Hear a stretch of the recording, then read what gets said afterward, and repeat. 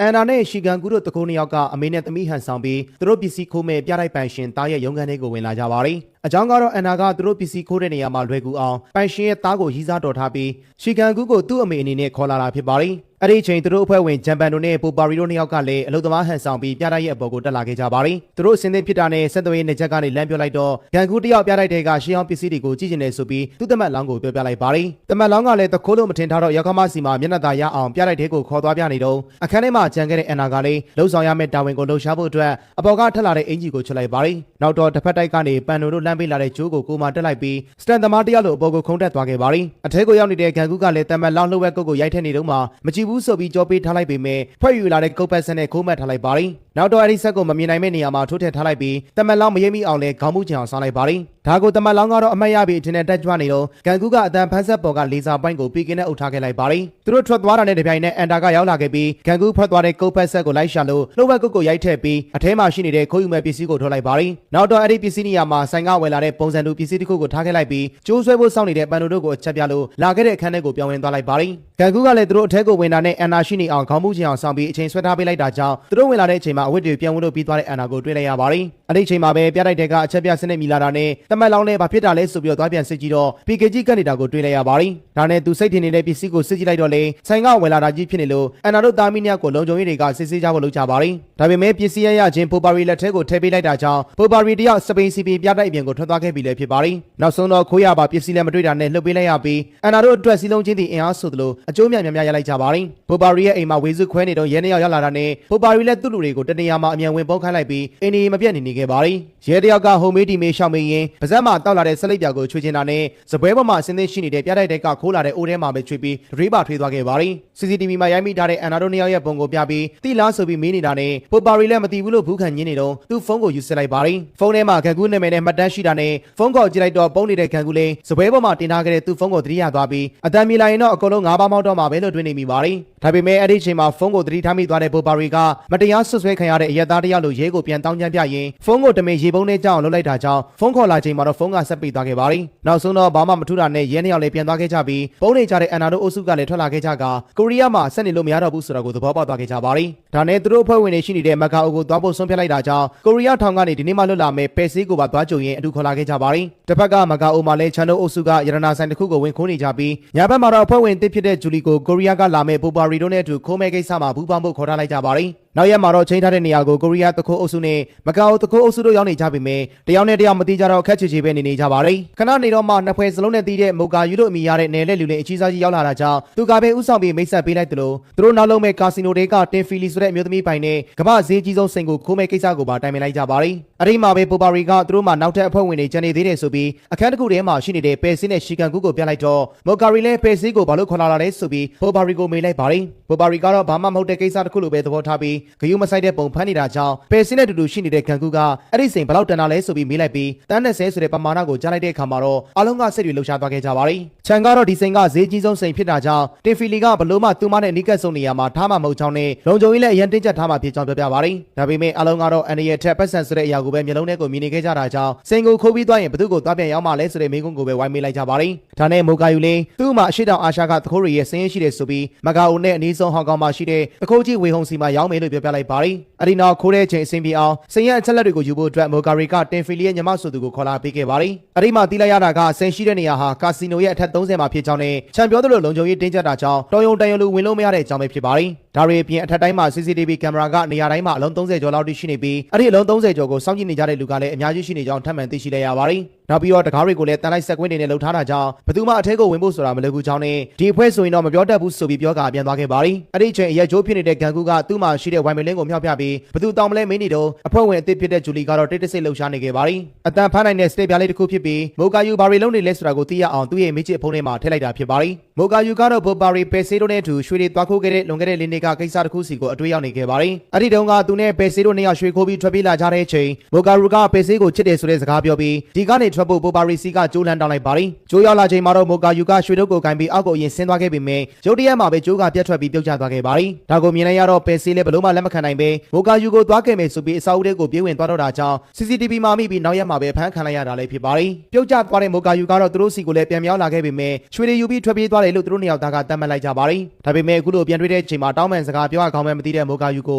ုပယ်စီကသူအနားယူနေတဲ့အခန်းထဲထိလာပြီးဒဲတိုးပဲမေးလိုက်ပါတယ်တကယ်တော့သူလာတာကမိုကာယူစီကနေနိုင်ငံတကာသခိုးရီရဲ့လိပ်စာကိုခိုးယူဖို့ဖြစ်ပြီးသူအစီအစဉ်တိုင်းရလာခဲ့တဲ့အချိန်မှာတော့ဒီလိုလုပ်ဖို့ကမ်းလှမ်းခဲ့တဲ့ပိုပါရီကိုပေးလိုက်ပါတယ်လွန်ခဲ့တဲ့၄နှစ်ကကိစ္စပြီးကြတဲ့ကမိုကာယူကိုမယုံကြတော့တဲ့ပိုပါရီတို့တွေလည်းသူတို့ကနောက်တစ်ချိန်ဒါမျိုးထပ်လုပ်သွားရင်ဆိုတဲ့စိတ်နဲ့ပြင်ဆင်စရာရှိတာတွေကိုပြင်ဆင်နေခဲ့ပါတယ်တကယ်တော့အဲ့ဒီ၄နှစ်တုန်းကမိုကာယူကိုမှတက်မဲ့ဂျိုးကိုဖျက်ဆီးခဲ့တဲ့သူကပိုပါရီကိုတိုင်ဖြစ်ပြီးအဲ့ဒီနေ့ညမှာသူသဘောကျရတဲ့ပယ်စီရဲ့ခန္ဓာကိုယ်ကိုအပိုင်သိမ်းယူနိုင်ခဲ့တာလည်းဖြစ်ပါတယ်နောက်ရက်စိန်ခိုးမဲ့နေကြရင်အစဉ်ပြေနေအောင်ပထမအဦးဆုံးလှုပ်ရှားမှုတွေနဲ့ကာစီနိုဝိုင်းကိုအာရုံပြောင်းဖို့အတွက်ချန်တဲ့ဂန်ဂူတို့နှစ်ယောက်ကိုဂျပန်လင်များပြည့်ဟန်ဆောင်ကလွတ်ခဲ့လိုက်ပါတယ်တင်ဖီလီကိုဆွဲဆောင်နိုင်အောင်အစာပိုင်းမှာပတ်စံအကုန်ခံပြီးတမင်ရှုံးအောင်ဆော့ရမှာဖြစ်တယ်လို့သူနဲ့အန်ဂျိုတို့နှစ်ယောက်ကတော့ဝန်တန်းကိုအာရုံပြောင်းအောင်ကြိုးစားရမှာလည်းဖြစ်ပါတယ်မူကာယူတယောက်သူကအစားအစာလာဖို့ပြီးတဲ့အဖိုးကြီးတို့ဟန်ဆောင်ပြီးထိန်းချုပ်ခန်းထဲကိုဝင်မဲ့အစီအစဉ်ကိုတော့ထိန်ချန်ထားခဲ့ပါတယ်ဒါပေမဲ့ကာစီနိုမန်နေဂျာစီမှာရှိတဲ့အရေးကြီးတဲ့အခန်းလုံခြုံရေးကတ်ကိုရဖို့အတွက်တော့အန်နာနဲ့ပန်နိုတို့နှစ်ယောက်ကလှုပ်ရှားရမယ်လို့ပြောပါတယ်အဲ့ဒီအတွက်သူတို့နှစ်ယောက်ကလည်းကာစီနိုတွေကဘာတစ်ခုမှတယောက်တနေရာစီခွဲထိုင်ပြီးမန်နေဂျာကိုထားပေးလိုက်တဲ့အခါပန်နိုကို easily ဆက်လုပ်ပါတယ်အဲ့ဒီချိန်အန်နာကမန်နေဂျာအိတ်ထဲမှာရှိတဲ့ကတ်ပြားကိုခိုးယူပြီးစကန်ဖတ်တဲ့ဆက်မှာကူးယူလိုက်ပြီးမ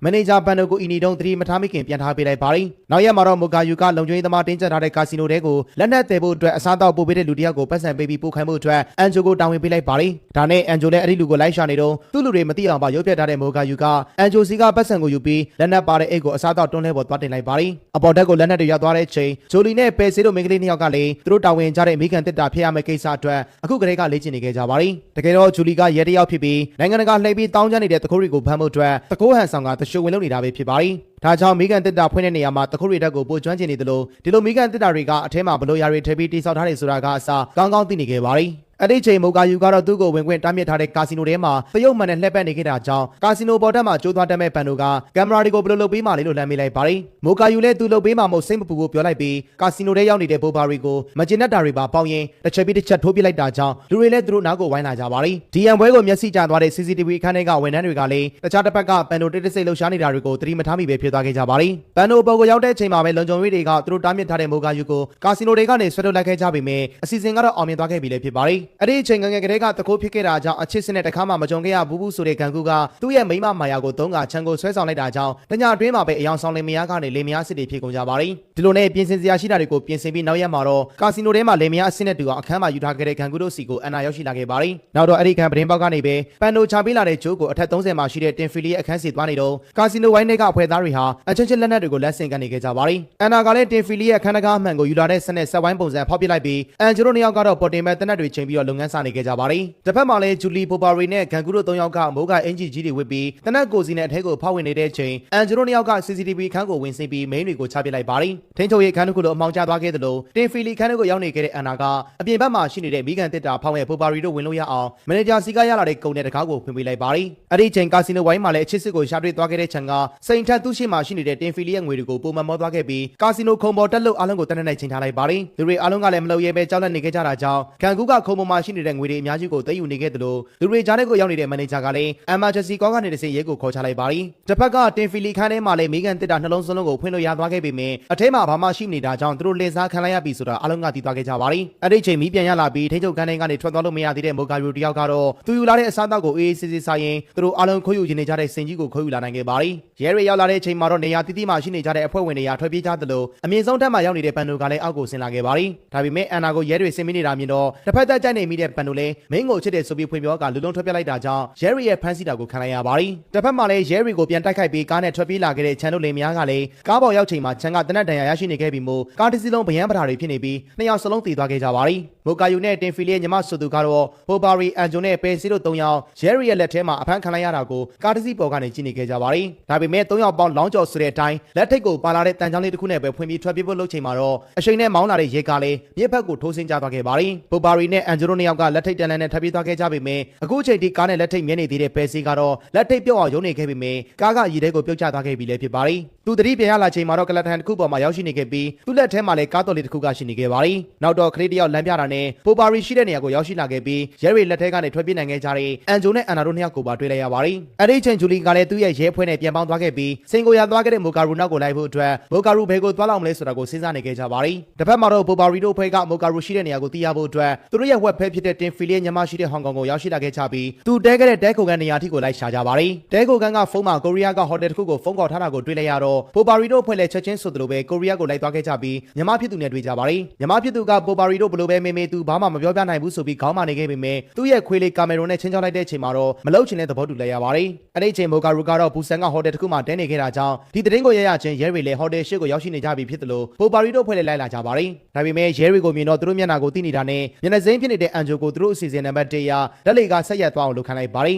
ဆက်ရက်သွားပြီးတဲ့နောက်မှာတော့ပိုပါရီတို့3ယောက်ကဆက်ပြင်းမဲ့သူတွေလိုဟန်ဆောင်ပြီးရောက်လာခဲ့ကြသလိုပဲစင်းနဲ့အန်နာတို့2ယောက်ကမိုကာယူရဲ့အခန်းကိုဖောက်ဝင်လာခဲ့ကြပါတယ်ဒါပေမဲ့ဘာမှရှာမတွေ့တာနဲ့တခုခုတော့မှားနေပြီဆိုတာကိုခံစားသွားရတဲ့ပဲစီလေးမိုကာယူလုတ်ကိစ္စပြောနေတော့ကမထင်မဲ့ပဲကြားလိုက်မိတဲ့ဘူဆန်15ထက်အမှတ်2ဆိုတဲ့စကားကိုပြန်မှတ်ရသွားခဲ့ပါတယ်မိုကာယူကတော့ညမဖြစ်သူကချိန်တာနဲ့စားတောက်ဆိုင်တစ်ဆိုင်ကိုရောက်ရှိနေခဲ့သလိုတစ်ဖက်မှာလည်းပဲစီကသူ့ထင်တဲ့အတိုင်းအခန်းတစ်ခုထဲကိုဝင်သွားခဲ့ပါတယ်အထဲမှာဘာမှမတွေ့သေးတာနဲ့ခဏလောက်အချိန်ဆွဲထားပေးဖို့ပြောတော့ညမဖြစ်သူလည်းပဲစီဆိုတဲ့မိန်းကလေးကိုဘာလို့ရင်းနေတုန်းကကဲခဲ့တာလဲဆိုတဲ့မိကုန်းကိုကောင်းမိလိုက်ပါတယ်အဒီကနေစပြီးမိုကာယူစိတ်ထဲမှာရှိနေတဲ့ပဲစီနဲ့ပတ်သက်တဲ့ခန်းစားချက်တွေကိုရောအဲ့ဒီနေ့ကပိုပါရီကကျုပ်ကိုတမင်ဖြစ်ပစ်ခဲ့တယ်ဆိုတဲ့စကားတွေကိုပါပဲစီတယောက်ကြားသွားခဲ့ပါတယ်လက်တိုက်ဆိုင်ဆိုသလိုပဲစီတယောက်စိန်ထားတဲ့နေရာကိုပါတွေ့လဲရပေမဲ့မယူရတော့ပဲလိုချင်ရင်ကိုယ်တိုင်လာယူဆိုတဲ့စကားနဲ့တူထွက်သွားလိုက်ပါတယ်မစီမဆိုင်မိကုန်းတွေဆက်မင်းနေတဲ့ညမဖြစ်သူကြောင့်ချင်းချောက်ခံရရတယ်ဆိုတာကိုမိုကာယူသိသွားခဲ့ပြီးဟိုတယ်ကိုချက်ချင်းပဲပြန်လာခဲ့ပါတယ်လမ်းမှာစိန်ဝယ်မဲ့ဝေဟုံတို့နဲ့တွေ့တော့ငွေရည်လက်ခံထားပြီးသူတို့ကားနဲ့တူလိုက်လာခဲ့ရသလိုတစ်ဖက်မှာလည်းပဲစီလက်လျှော့လိုက်တဲ့စိန်ကိုအန်နာကလမ်းမလျှော့ပဲအခန်းထဲမှာလိုက်ရှာနေရင်းကနေရှာတွေ့သွားခဲ့ပါတယ်စိန်စစ်ကိုယူပြီးအဟောင်းနဲ့လဲလို့ပြန်ထွက်သွားပြီးတဲ့အချိန်မှာတော့ဟိုတယ်အောက်မှာရဲတွေရောက်လာခဲ့သလို